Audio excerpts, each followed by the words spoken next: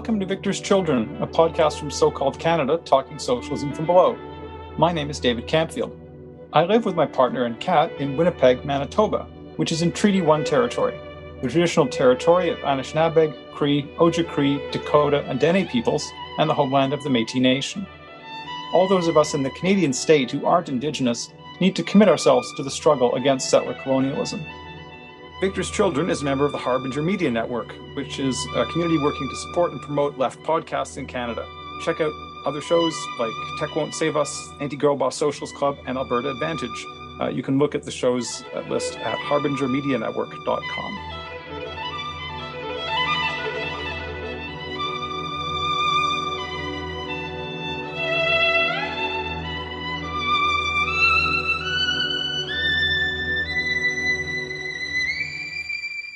So, in official politics, the world of legislatures and parliamentary elections, politicians, including those of what passes for the left in so-called Canada, the US, and beyond, often talk as if families are nothing but good and everyone lives in one.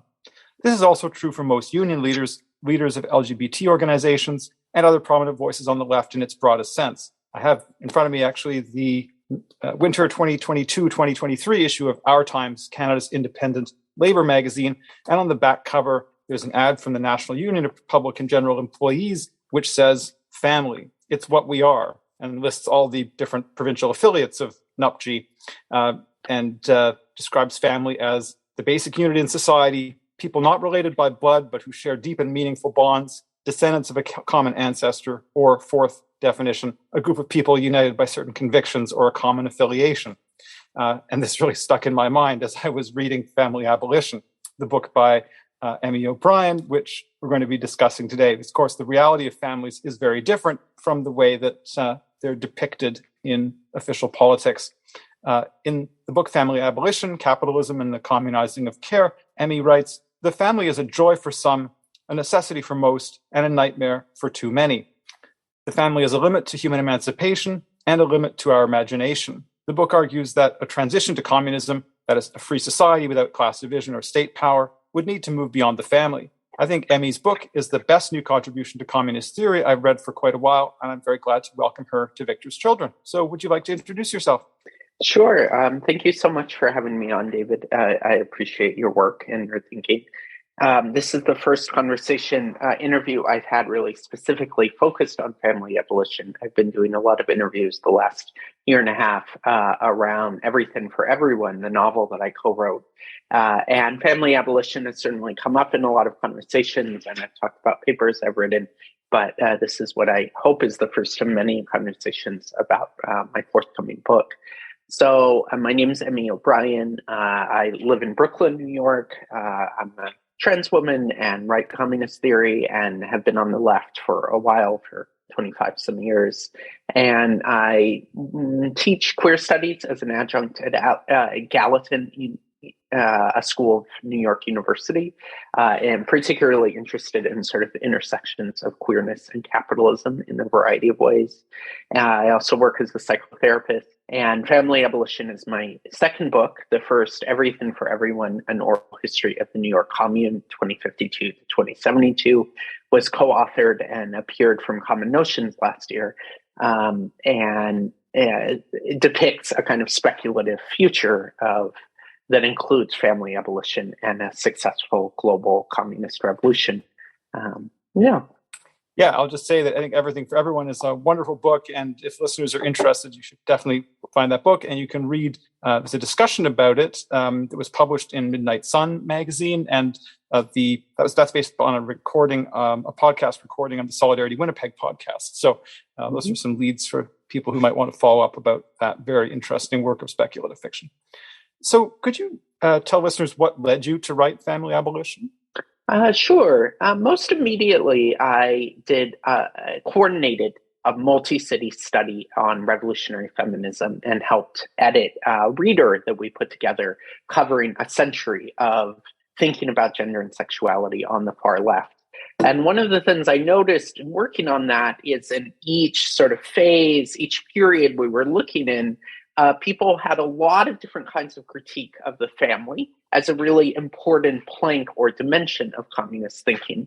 And then that disappears for a while, particularly since the late 1970s, we've seen up until just a few years ago a real diminishment of serious critiques of the family as a dimension of socialist politics.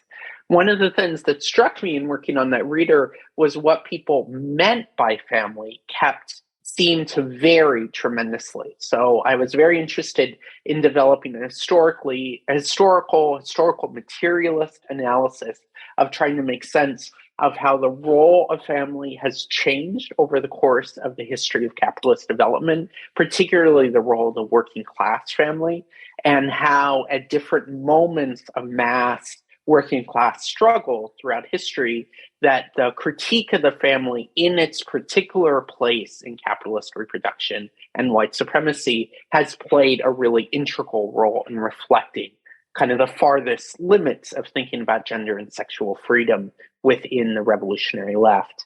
And so that kind of historical inquiry was very important to me.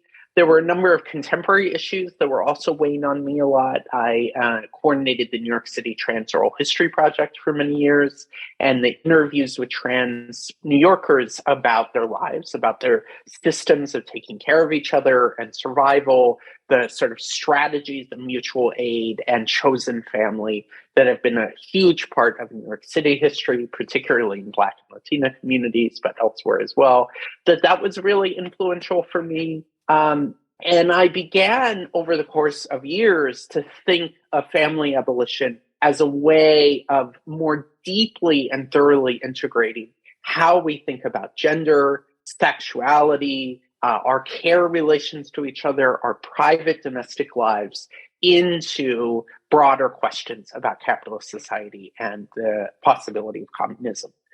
So that was a lot of my motivation in writing the book and coming to it, and it evolved over many years, and I'm really excited that it's finally coming out.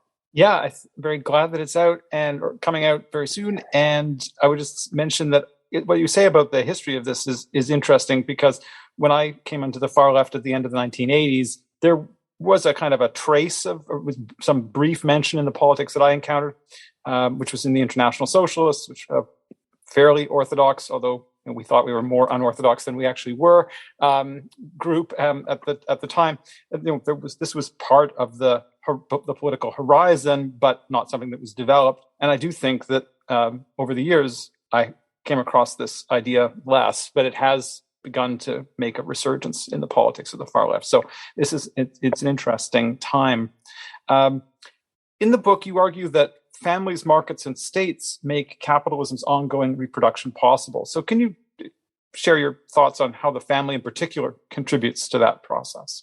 Sure. So there's a major dimension of Marxist feminist thinking there called social reproduction theory that has done excellent work in drawing attention to the family, the nuclear family under capitalism, the working class family in particular, as reproducing the labor force necessary for capitalist society, as preparing and educating young people who later become workers, and then also performing the social reproductive tasks on a day-to-day basis that enable people to make it back into work the next day.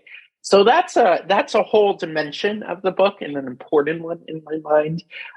It's also, this has a really personal dimension, in thinking about my life and thinking about the lives of a lot of people I care about, that the family, let me rephrase this. We can look around and think about what it takes to survive under the difficulties of racial capitalism.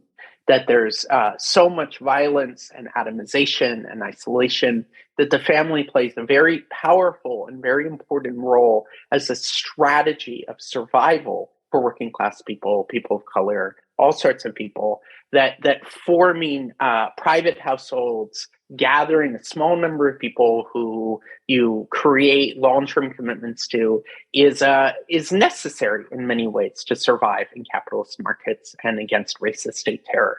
And so it also functions very importantly in the questions of day-to-day reproduction for so many people, not just from the perspective of capital, but also from the perspective of people's survival. And I'm interested in these two complementing dimensions of thinking about reproduction, that it's both that working class people are both motivated to form and maintain families as a strategy of material survival in a really difficult world. And on the other hand, the forming and maintaining families as playing an integral role overall in the reproduction of capitalist society. You asked specifically about you mentioned the importance of markets and the state. And this plays an important role for me in thinking about, ultimately, later on in the book, thinking about the different forms that family abolition has taken. That at different historical moments, people have envisioned family abolition really differently. And for many, many readers, people imagine the family abolition as being the left somehow invading and destroying your ability to form nuclear families, and that leaving people at the mercy of the racist state and capitalist market forces. That we are, people experience their families as under all sorts of pressures under racial capitalism. And so there's this real fear that if you get rid of the family, you will be left having to survive in a very hostile world. And I'm quite sympathetic to those fears, that I'm sympathetic to the reasons that people form families. And that ultimately that family abolition is a way of envisioning overcoming class society, a way of envisioning the basis of collective human emancipation in a free society. It's a dimension of thinking about the communist struggle. And that communist struggle, like in evaluating how we understand family abolition, that visions of family abolition, I argue, really need to incorporate the overcoming of the state and the market as integral to any possibility of collective human emancipation. There are lots of changes we can and should make to the family right now. There are lots of ways that we can expand the opportunities for people to live outside of the private household and outside of nuclear families right now. Lots of ways that we can demand state reforms that validate and support the rich diversity of ways that people find to care for each other. But that ultimately family abolition is about imagining a society where who you love, who you care for, and who you choose to live with is not the basis of your material survival. And that necessitates also critiquing and rethinking the consolidation of social reproduction in the form of the state, and overcoming the wage form and market society as the basis of human life. Those are crucial ideas that I think we'll come back to in a few minutes. But before we do that, I want to just zero in a little bit on ways that families have changed, because I think this is one of the things, like there's so much change that many people just are not aware of, right? There's so many ways in which we take the present for granted, as if it's always existed this way. And families as they exist today are very different from what they were like in earlier periods of capitalist history, as well as very different from what they were like in societies before capitalism, both those that were class divided and not. So in the world today, in our era of capitalism, maybe roughly, you could say since the end of the post-Second World War economic boom in the mid-1970s, what would you highlight in terms of the most important ways in which families have changed? Sure. So I take the post-World War II period in North America and the kind of rise of suburbia and a white nuclear family norm as the pinnacle of a trend that had been unfolding for multiple decades of expanding access to the bourgeois family to a housewife-based family form that had previously, earlier in the 19th century, really only been accessible to capitalist families, and expanding that to become accessible to a substantial tier of more respectable, more stable, white working class people. Effectively the creation of what became known as the middle class. And that had begun to unfold at the end of the 19th century in industrial centers in Europe, and had really lasting consequences for the socialist movement. That the sort of creation of the working class family as something that could resemble the bourgeoisie, the material success of the socialist movement in being able to win, for example, wages high enough to be able to keep for a housewife to stay at home and not work in the market. That this historical emergence of the working class housewife-based family form was a really split the socialist movement and the working class and created a divide between respectable working class people and the poor, queer, Black, colonial, all these excluded others that were omitted from a great deal of socialist organizations, labor unions, and the kind of the formation of a respectable working class.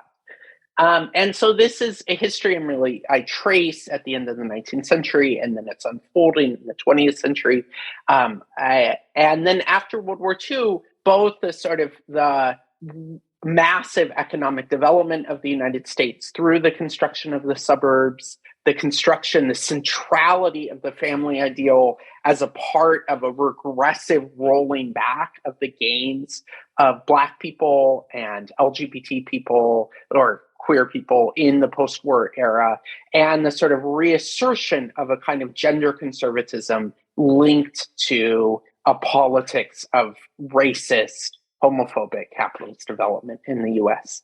And so that's a history that I trace. And then the rebellion against that in the form first of the civil rights movement, and then looking at the broader context of rebellions that unfolded at the end of the 1960s and early 1970s. And that many of these rebellions sought to overcome the limits of the white suburban family form as they saw it. And I trace this in the gay liberation struggles, in radical feminism, and importantly in Black feminism and welfare rights struggles in the 1970s, that these were all rebellions around class, around gender, but they were all partially in one way or another rebellions against a certain kind of family ideal. But it's not those rebellions that ultimately led to the dissolution of the housewife-based family form for working class people. It's the changes in capitalist society and what I argue is a protracted crisis in capitalist profitability since the 1970s, what's widely called neoliberalism or other things, that there have been huge economic changes in the lives of working class people that have effectively eliminated the economic possibility of working class people being able to survive on one adult's wages. So where from the 1890s on, there had been this kind of split in the working class movement between like more respectable white workers and more marginal excluded workers, that since the 1970s, we've seen a real erosion of the possibility of working class people forming normative families. And that has had both a really negative dimension and a positive dimension, that it's gone along with a lot more people choosing to marry later, being able to choose when to have kids and perhaps choosing to have kids later, being able to pursue queer relationships, being able to pursue non-normative decisions about how they form households, but that has come at a real cost, and a cost of poverty, a cost of increasing dependence on the wage, and I argue increasing dependence on the private household altogether, with decay of welfare supports and other means of surviving outside of the nuclear family, that people might be able to make more non-traditional decisions about who they love and live with, but they're not able to do so on one wage earners. They're not able to do so outside of the structure of the private household. And that people are very, very dependent often on who they're related to or who they live with, even if there's been an expansion in freedom of the kind of decisions that people are able to make about their intimate relationships and how to organize their families. So that's a very brief account of a long history that unfolds over the course of the book. And I think we sort of arrive at the present moment where people feel across the board a very intense precarity, a very difficult survival that, of course, is much worse for poor families, for people of color, and that the sort of idea of being able to form and maintain a family effectively relies on inherited wealth and is extremely difficult for the vast majority of working class people. Yeah, and I want to then move to the way in which in the book you argue that there's more to the family than what you write as a private household that organizes forms of privatized care. So in a broader sense, what else do we have to understand about families, do you think? Sure. So one very important dimension to the book that I've been talking about is thinking about the family as a link in the chain of capitalist reproduction, and that I draw from social reproduction theory. But I also am really interested in engaging Black studies, Black feminism, some currents of queer studies that also recognize the family as a normative ideal that is deeply tied up with the history of white supremacy and property, that is used to violently police African Americans, Black people broadly in Europe and Canada, migrants, Native people, and has been used as part of dynamics of white supremacy and genocide. And I looked at that historically in the 19th century, looking at the role of allotment policy in Canada and the United States, the importance of the white family in settler colonialism. I look at the plantation family and the way that slavery, what's called natal alienation, really fragmented the care bonds between enslaved Black people. I look at that unfolding, thinking about the dynamics of white supremacy and the experiments in different forms of love and care during Black Reconstruction, and then their violent rollback during Jim Crow and the kind of enforcement of white supremacy that was built into sharecropping.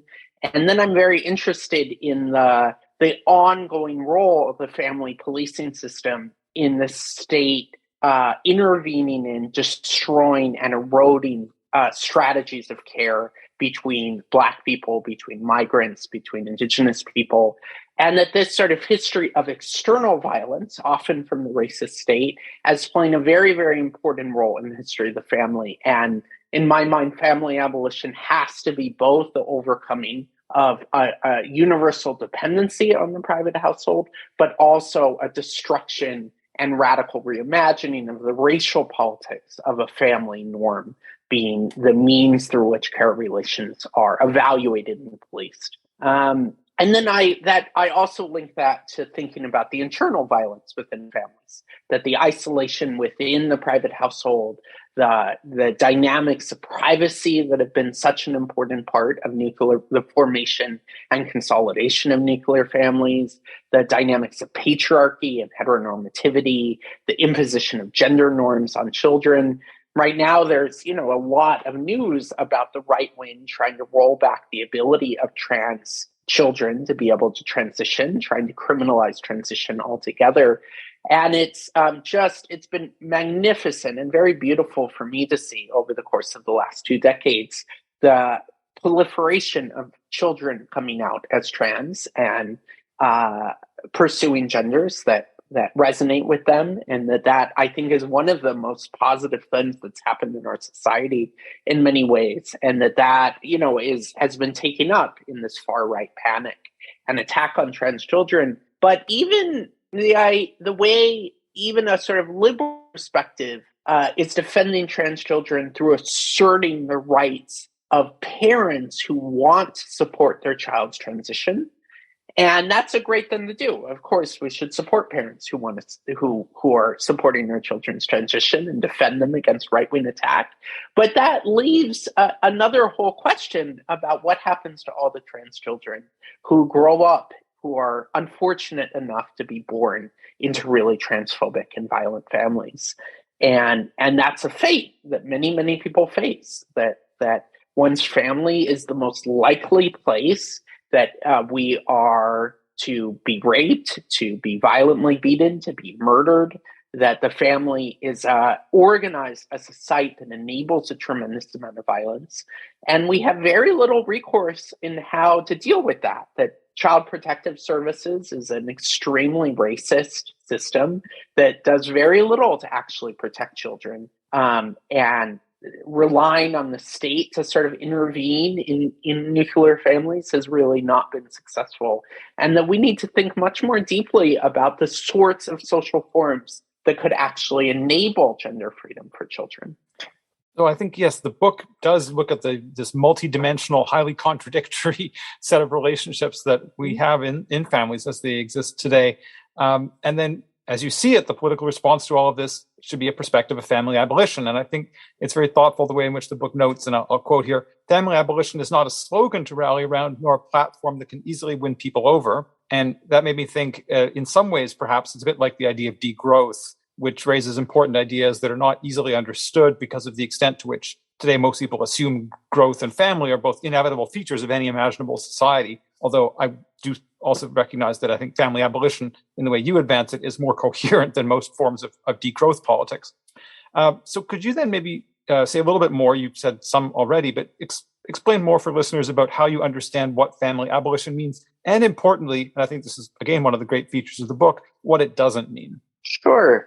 So a lot of people, when they hear about family abolition and engage some of my work, one of the main resonances that comes up is the idea of chosen family or non-traditional families, or trying to form alternative arrangements for households. And I think that's a great thing. It should be encouraged, it should be facilitated, it should be materially supported by state policy, by whatever resources we have available. And I think fighting and defending alternative forms of care relations is a very important part of supporting queer people, fighting racism, supporting Blacks and migrant survival strategies.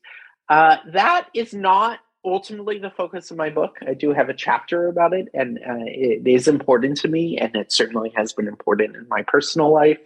But that ultimately I see forming chosen families, forming alternative systems of care as being exceedingly difficult to sustain under racial capitalism, that they come under a lot of the same pressures that nuclear families do, the atomizing effect of state violence, the atomizing effect of labor market competition, that, there are many, many historical examples where people form group houses, but then if somebody needs to move for a job, who moves with them? Who goes with them? Or deliberate communities that sort of try to gloss over the significant differences of people's material backgrounds or class backgrounds. I grew up in the Pacific Northwest, where there's a long history of hippies forming deliberate communities in the 1970s.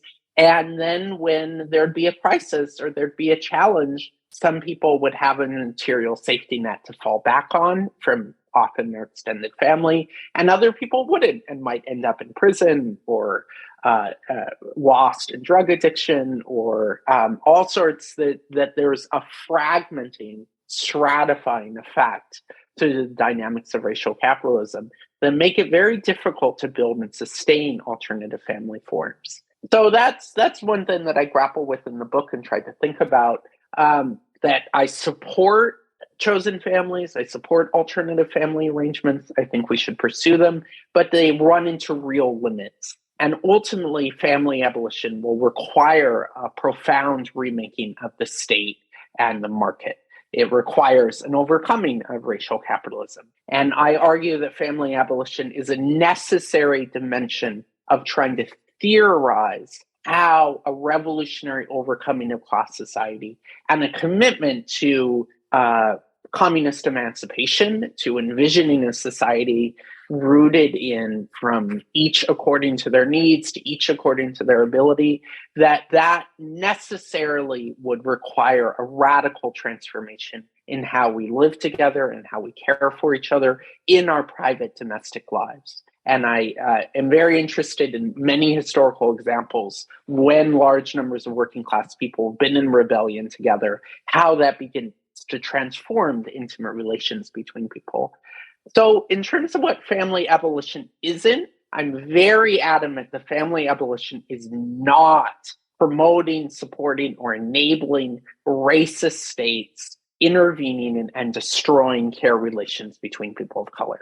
That of course, child abuse is a reality in a lot of different spaces and a lot of different communities, and we have to find ways of combating it and challenging it. But the Child Protective Services is a terrible way of going about that and has done a tremendous amount of harm in Black families. Certainly, the history of child separation in Indigenous residential schools is one of genocide and tremendous racism and settler colonialism, that separating migrant people adults from their children at the US-Mexico border, for example, is really a terrible, nightmarish policy. So being very adamant that family abolition is not the state intervening and in care relations. I'm also adamant that it's not a sort of promotion or proliferation of people living alone, living in isolation, rejecting their families of origin. Of course, some people need to reject their families of origin as really oppressive and violent spaces, and we need to support that. But that to survive in this world, we need lots of care, and we need lots of different ways of caring for each other. And some of those forms of care we call family, and some of them we don't. But when those forms of care are helpful to people, are positive for people, that's something we need to encourage, to facilitate, to support. And when they're not, of course, people need support to be able to get outside of it. So, ideas about kind of changing forms of wage relations or even expanding. So family abolition is ultimately not about increasing isolation. I also am interested, I critique at a couple of points, I don't develop it as far as I could, but that there have been efforts at creating communes, creating alternative ways of parenting, creating alternative forms of life. But because those haven't happened in the context of communist insurrection and class struggle, that they ultimately rely on dynamics of settler colonialism and land occupation to be able to be implemented. That because they're not about seizing land and property from capitalists, that they need to seize it from someone else. And here I mention the kibbutzes in Israel and the history of racist Zionist settler colonialism in Palestine as an example of sort of experiments with parenting that I, have multiple disagreements with, but the most important of which was that it depended on the displacement of Palestinians and the settler colonial state of Israel. And there were many examples of utopian socialist communities in Canada and the United States in the 19th century that similarly relied on the genocidal displacement of Indigenous people. So those are some of my arguments about forms of family abolition or rejecting family that I critique, that I reject in the book. And then I'm very interested in, as an alternative to that, in the ways that people care about each other in our world now, and then how class struggle, how mass rebellion, how Black and Indigenous struggle, how queer struggle can envision, promote, and pursue alternative forms of care, and forms of care that are more universal, more accessible to people, that demand, that are less constraining in how people form intimate relations, and forms of care that can sustain and reproduce struggle. Yeah, I think, again, one of the most interesting parts of the book is where it writes about experiences that hint at the possibility of family abolition, experiences that you call insurgent social reproduction. So could you talk a bit about those? Sure. So this comes out of my I tried to theorize what some of the principles of what I call communist social reproduction. How is it that people could survive, could form intimate bonds in a free society? And my interest in visions of family abolition that reject the expansion and consolidation of power in the state, or reject increasing dependence on the market as alternatives to the family. And so coming out of that, one of the things I began to realize was the potential links of what I call insurgent social reproduction. So these are moments that large numbers of people are in rebellion together, usually working class, poor people, often people of color. And when these rebellions take on a sustained form, trying to reproduce themselves from one week to the next, from 1 month to the next, often these are quite temporary and tied up with a much broader struggle that pulls together thousands or millions of people. And during these times, these moments of large-scale working-class rebellion, what happens in how people care for each other, and what happens to the tasks that used to be relegated to the private household. So thinking about cooking and childcare and the arrangements of people sleeping, questions of safety, right? And so there are many examples of this, and one of the ones that I focus on in the book is protest camps, and they rattle off a bunch of examples of protest camps that I've had the chance to visit, and then others that I've been inspired by that I didn't have a chance to visit. So these are often temporary. They're on people living on barricades, living on occupied roads, in protracted struggle against the state and capital. To some extent, we can see this in the movement of the squares, in ancient forest defense struggles, in struggles against pipelines and destruction of indigenous lands. These protracted occupations where people might join them with their families or bring their children. People might participate in a way that draws in their pre-existing care relations, but that the old forms of private social reproduction isolated within the family begin to break down and become collectivized. They become communized. They become shared. And so thinking about protest kitchens, thinking about childcare, a collective childcare arranged at protest sites, thinking about how people arrange sleeping to be able to defend themselves against might be rapists within the camp, might be agents, violent state agents from outside. And the example that I open the book with is the Oaxaca commune. So a teacher protest in Oaxaca that led to an extended period of barricades throughout Oaxaca as people defended themselves against the Mexican military, far-right militias, and indigenous women began to played a central role in the rebellion in occupying radio stations and reproducing life on the barricades. And one of the multiple forms of counter-revolution that stopped the Oaxaca commune was their husbands insisting that they come back and serve them in the private household. And I think this is a really striking example of a kind of moment that women step beyond the private household as a necessary dimension of rebellion, of reproducing the struggle. They collectivize social life and they expand the care relations within the family into a broader world of struggle, and that sustains the very possibility of rebellion and the reassertion of, in this case, indigenous, working class, poor families, the reassertion of patriarchy and the private household as being a counter-revolution and a stop, as a derailment of insurgent social reproduction. And for me, these examples of insurgent social reproduction, to a limited extent, prefigure the kinds of collective communes that I imagine could replace the private household. So living arrangements of a couple hundred people, maybe a large apartment building, a city block, where food is collective and cooked communally, where there's readily available provisions for collective childcare, where questions of the material consumption and the organizing of material life are able to be made collectively by people.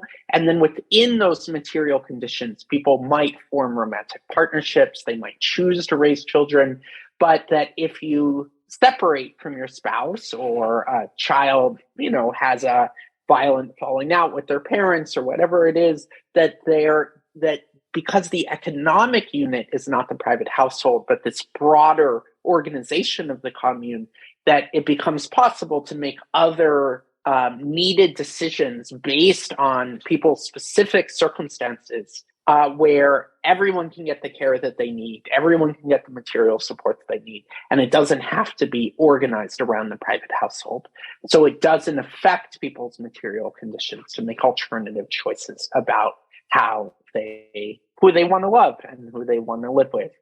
So that's the sort of gesture, the kind of speculative future I gesture at. We flesh it out a bit in Everything for Everyone, but I see that forms of that emerging spontaneously in the context of mass rebellion. Yeah, and I think when I was reading the book, in addition to giving me a deeper understanding of the Oaxaca commune experience than I'd had before. So I certainly read about what had happened in 2006 and that struggle, but not at all appreciated the dimension of the counter-revolutionary role of patriarchy in that particular struggle and so on. The broader point that I think the book makes very effectively is just by looking at these moments of high levels of class struggle, of insurgency, and how they begin to generate these experiences that give us a basis on which to think about communist social reproduction and think about how these things might prefigure very different ways of living in a free society. I think it's great. But you mentioned briefly earlier, but I want to pick up on this issue now about how having a revolutionary perspective that includes family abolition doesn't mean not fighting for reforms within capitalist society as it exists today. So can you talk a bit about what you mean when you write in the book about progressive anti-family reforms and how they're significant for a politics that recognizes, on the one hand, that we need to fight for these things in the here and now, but that communism would never be achieved through a series of reforms, that it is by necessity a project of social revolution? Sure. So I have a chapter where centered around what could or should be done in the present, right? So I'm not advocating people necessarily rush out and form these communes. I argue that they need to be a part of a communist transformation of society. Obviously, people should pursue a diversity of care relations that work for them as best they can. And so in that chapter, I include some attention to thinking about chosen family and alternative family structures. I also cite a lot of examples of what I call progressive anti-family reforms. So I came to this through my history in queer organizing at a moment that gay marriage was really taking over the queer movement in the United States and was at the exclusion and the cost of things like trans rights. And I've written a lot about that elsewhere. A chunk of my dissertation is about it. And I'm interested, and in the context of writing about gay marriage, about the limitations of gay marriage, the ways that it didn't serve the needs of working class queer people, there were some very powerful thinking, some very powerful examples that linked the struggle of queer people in the diversity of forms of caring for each other to the history of the welfare rights struggle and the history of Black feminism. And that was very influential for me. And they made the argument that people care about each other in a lot of different ways. And the extent to which we can wrestle reforms from the state, they should do two things. And I provide many examples of both of these. One is to legally acknowledge, validate, and support the supportive care relations that people are able to form. So there are many non-traditional parenting arrangements that people organize around for raising children, for taking care of each other in materially difficult circumstances. And right now, the state is very limited in acknowledging marriage and occasionally domestic partnership, and doesn't recognize the many, many other ways that people care for each other. So it's not that uncommon in poor Black families for women to raise children with their sisters or with their mothers or with a dear friend. It's not uncommon for queer people to have multiple sort of aunts and uncles organized around being very active in caring for children. There's some very powerful examples of the kind of care relations coming out of the mass death and crisis around AIDS, the strategies of care that extended beyond people's immediate romantic partnerships.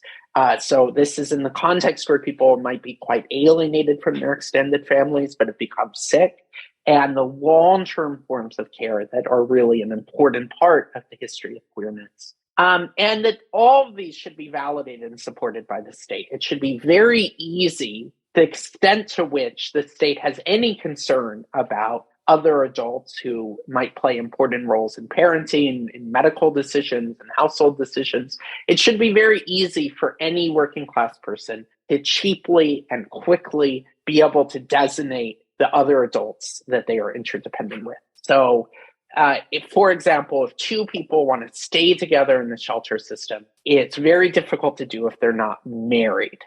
So two people, even if they're not sleeping together, should be able to easily say, we care for each other, we are interdependent, and where we go, we should be able to stay together as a married couple might. So that's one. And that is about undoing some of the violence of the family policing system, some of the normative regimes around relationships that are heteronormative and homophobic. And then the other kind of set of reforms that I'm really interested in is materially expanding the ability of people to choose to survive outside of their nuclear families. So that's about expanding welfare supports, access to affordable housing, access to collective decommodified social goods like public education, universal health care, that right now a lot of people, including children, many people with disabilities, many women in oppressive relationships, many people are dependent, materially dependent on their immediate family members to survive. And this places very severe limits on people's range of ability to make choices to live or love differently. That because so much of the material basis of survival in racial capitalism depends on the private household, people do not get to really make choices about what works for them, what is supportive for them, and that enables and facilitates many forms of child abuse and sexual violence and abuse of people with disabilities, abuse of elders, abuse of people who have very limited options for escape, and that the left can and should fight for social democratic reforms, the expansion of social welfare programs, but not just to support families or defend families, but even to support people from being able to flee their families and to enable people to form very different kinds of care relations that might not resemble a family to outside observers at all. Thanks. So I want to now raise the question about why we should be spending any time at all, given the state of the world, thinking about the future in the way that this book does, because we're obviously living in most parts of the world in conditions that are very far from being pre-revolutionary, unfortunately. And you, in the book, agree with Marx and Engels that any future revolutionary society will be made only by those who actually build it. So then what is important? Why is it important for those of us who would identify as socialists or communists to actually spend a bit of time, more than a bit of time, thinking about these questions, including what it would involve to move beyond the family? Sure.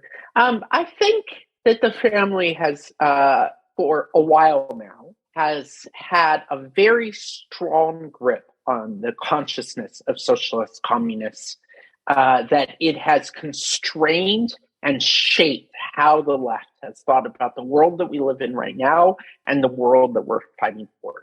To some extent, in some contexts, I recognize that people are engaged in concrete specific campaigns, and using rhetoric of family abolition might alienate some contingencies in some cases.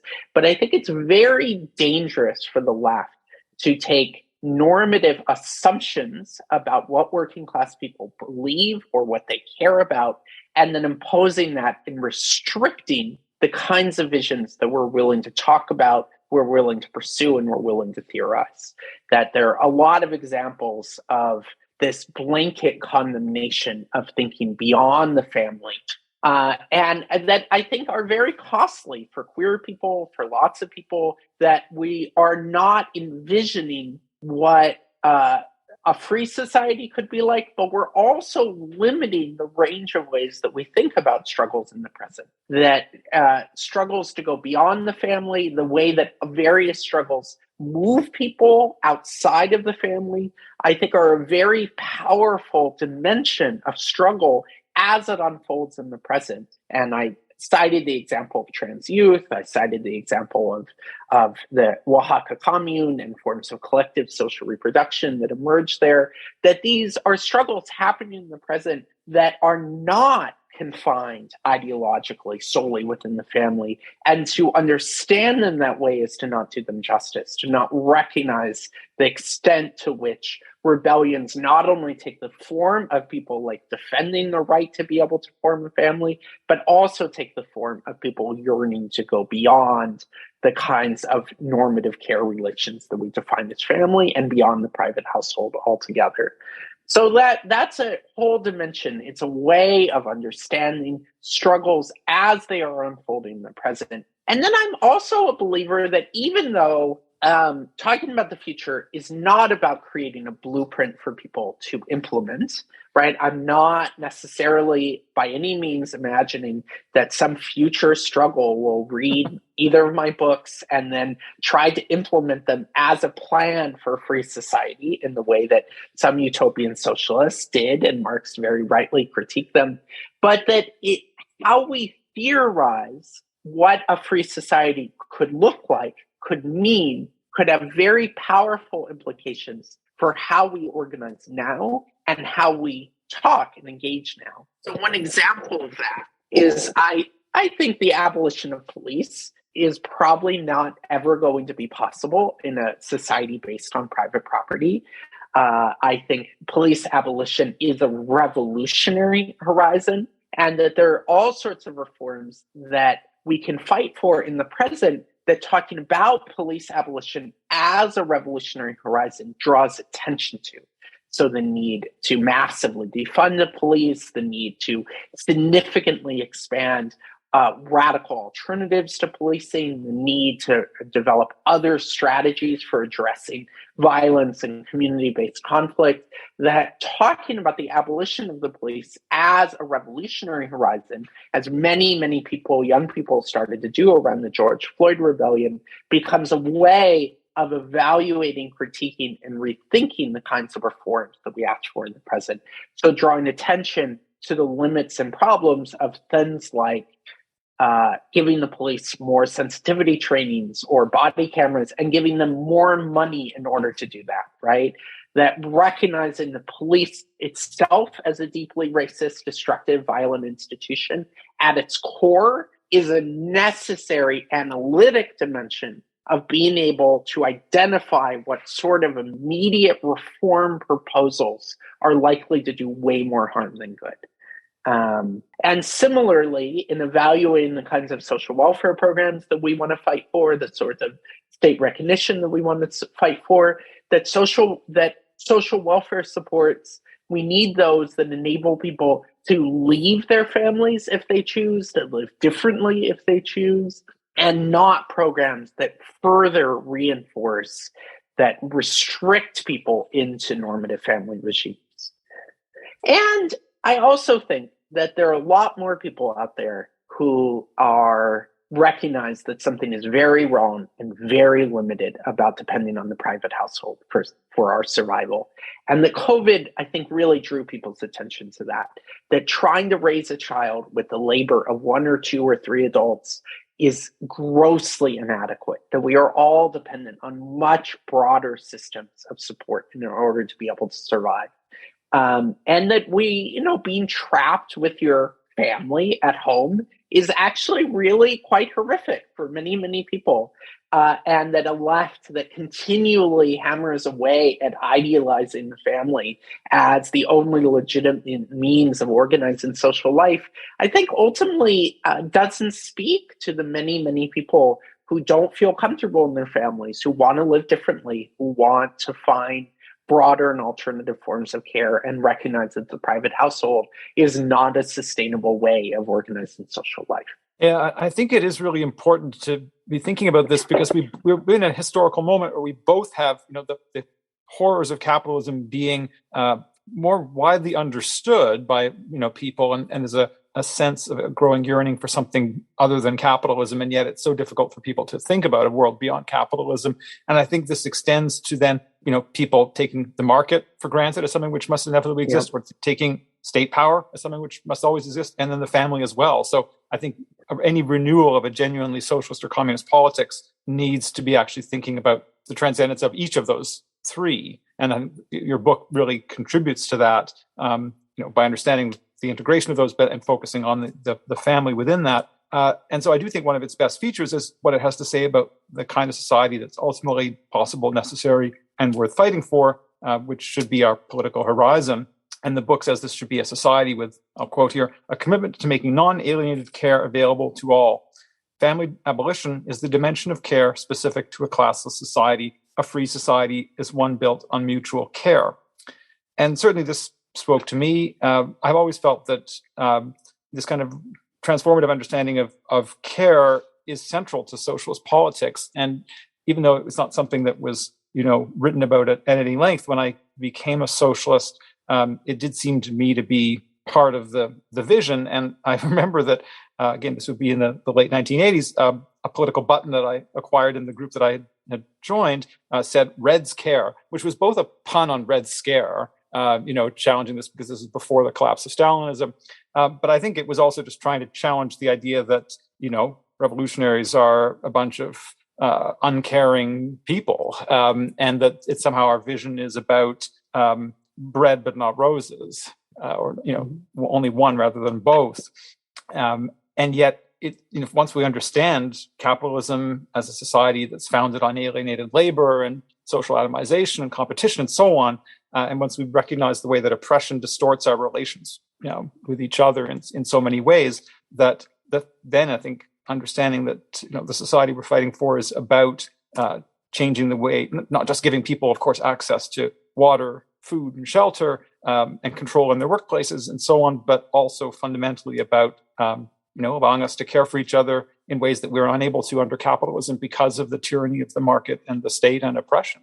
And yet that is not a vision that's often really articulated as much as it needs to be. And I think despite, the necessity to think about how we're going to actually, adapt to climate change and how we're going to actually fight for a transition from fossil fuels and so on, there's a lot of stuff about, human survival in a life and death kind of way that has to be part of our politics today. But that has to, I think, be inseparable from a politics of care. So I think this is really important in your book. And close to the end of the book, there's a really interesting discussion about Martin Luther King Jr.'s idea of a beloved community and Marx's idea of Gemeinwesen. So perhaps just to wrap up this discussion, could you talk about how those ideas that you discuss at the end of the book are different from the overwhelming talk about community that we hear today? We hear so much about community. It's like one of the most overused words. There used to be an anarchist restaurant and bookstore in Winnipeg where I live, and inside one of the washrooms there was a poster, facing you that said, it's all about community, right? It can be quite an insipid thing.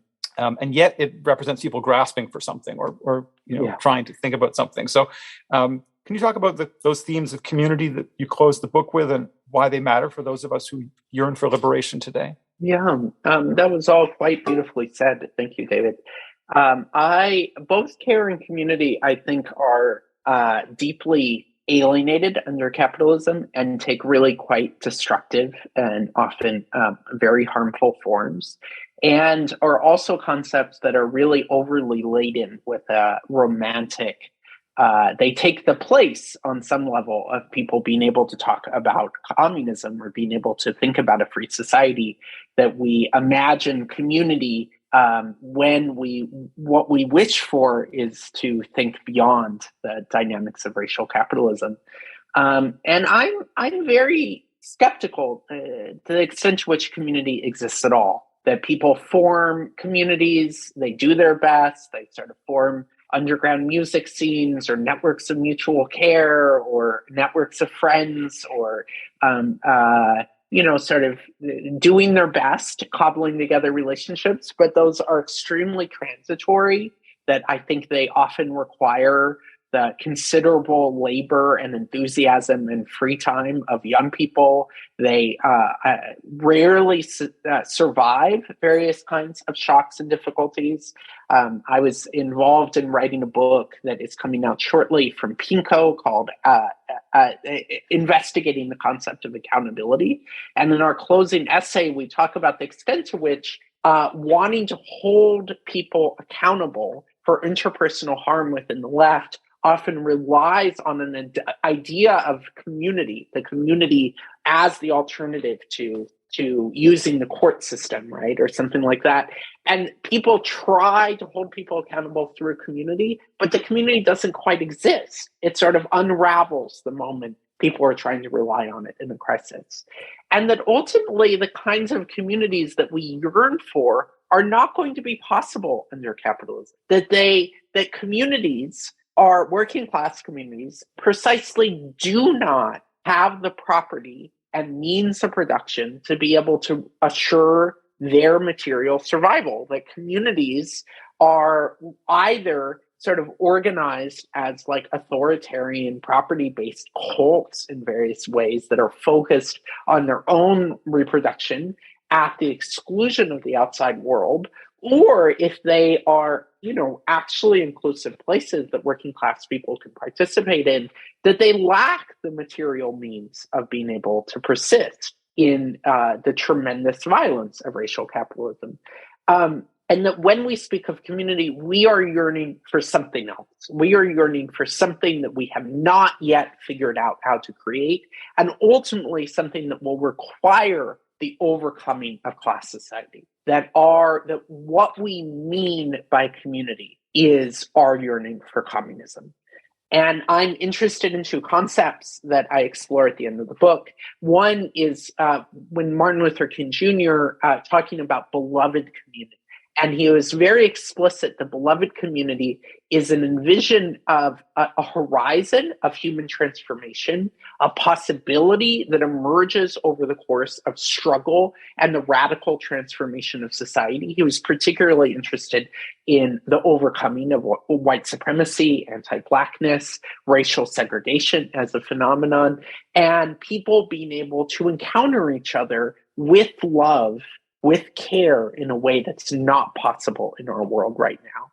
And so I trace some of the history of King using the idea of beloved community and the role that it played in his thinking and the role that it's played in Black studies since then, but that there's a limitation there. I mean, I think King is a very, very important thinker that's underappreciated in sections of the left, but that he is not as explicit about the extent to which the obstacles to beloved community are not just the divisions between people, but also the impersonal system of domination that characterizes capitalism that rules over human life.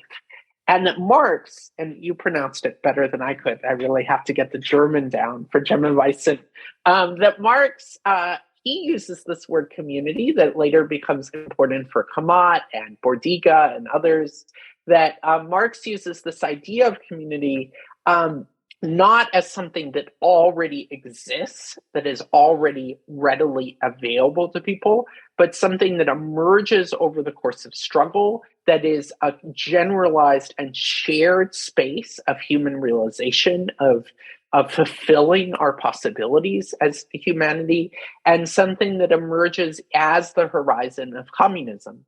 So it's a vision of community that recognizes that it's only possible in the rebellion, in the overcoming of class society and capital as an impersonal force that rules over social life.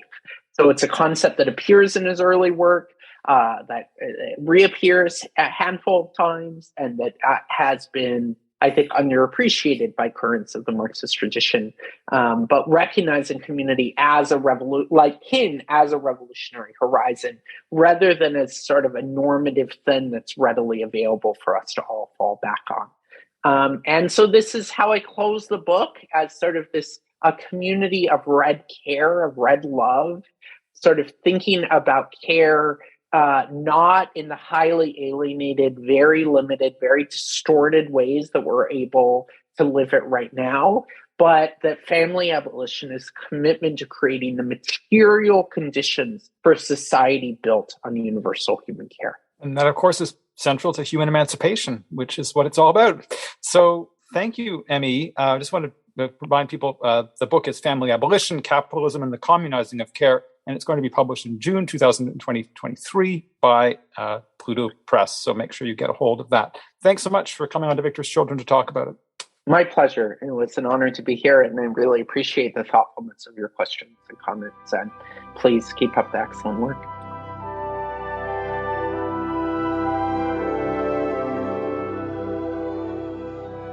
That's it for this episode of Victor's Children. I'd like to thank Jonathan Croker, the producer of Victor's Children, without whom the podcast wouldn't be possible. I'd also like to thank Posey Legg, who designed the graphic for Victor's Children. If you found the episode worth listening to, please do tell other people about the show, since word-of-mouth recommendations are especially helpful. If you don't subscribe through your preferred podcast app, please do. And while you're there, please give the show a high rating. It helps to promote us. If you have a suggestion for an episode or some other kind of constructive feedback, feel free to be in touch with me. You can contact me through victorschildren@gmail.com.